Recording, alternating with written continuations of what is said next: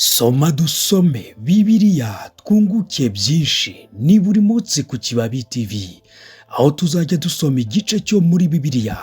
Reka dusome twunguke ubumenyi. Igitondo cyiza kuri mwese mudukurikira. Tugiye gusoma igitabo cyo Kuva igice cya 17 kigizwe n'imirongo 15. Babura amazi, Mose akubita igitare kivamo amazi. Iteraniro ry'Abisirayeli ryose riva mu butayu bw'Isini, baragenda bamara izindi ndaro zabo nk'uko Uwiteka yabategetse, babamba amahema yabo i Refidimu. Nta mazi yo kunywa yari ahari. Nicyo cyatumye abantu batonganya Mose bakamubwira bati, duha amazi tunywe.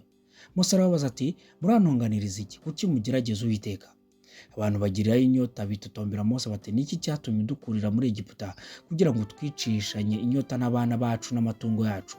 Mose atakira Uwiteka ati, aba bantu ndabagenzane, bashigaje hato bakantera amabuye.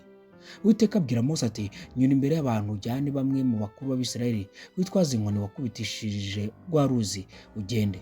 Nanjye ndahagarara imbere yawe hariya ku gitare cy'i Horebu. Ukubita icyo gitare amazi aravamo, abantu bayanywe. Mose abigenzereza atyo imbere y'abakuru b'Abisirayeli. Yita aho hantu Masa na Meriba, kuko Abisirayeli bamutonganirije kandi kuko bagerageje Uwiteka bati, mbese Uwiteka ari hagati muri twe cyangwa ntahari? Abamaleki barwanya Abisirayeli, Mose arabasabira baranesha. Maze haza Abamaleki barwaniriza Abisirayeli i Refidimu. Mose abwira Yosuwa ati, utoranirize ingabo mugende murwanye Abamaleki. Ejo nzahagarara mu mpinga y'umusozi nitwaje inkoni y'Imana. Yosuwa abigenza uko Mose yamutegetse, arwanya Abamaleki. Mose na Aroni na Huri barazamuka bagera mu mpinga y'uwo musozi. Mose yamanika amaboko y'Abisirayeli bakanesha, yamanura Abamaleki bakanesha. Mose amaboko ya Mose araruha, bajyana ibuye bararimutega aryicaraho. Aroni na Huri baramira amaboko ye, umwe iruhande rumwe n'undi urundi.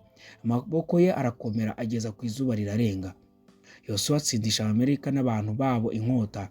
Uwiteka abwira Mose ati, andika ibi mu gitabo bibe urwibutso, wibwire Yosuwa yuko nzakuraho rwose kwibukwa kw'Abamaleki bakibagirana bo munsi y'ijuru bose. Mose yubaka igicaniro cyita Yehova Nisi. Aravuga ati, Uwiteka yarahiriye ko azajya arwanya Abamaleki ibihe byose. Iki cyari igice cya 17 cyo Kuva. Reka tubabwire ngo mureke dushyire imbere gukiranuka. Mugire umunsi mwiza.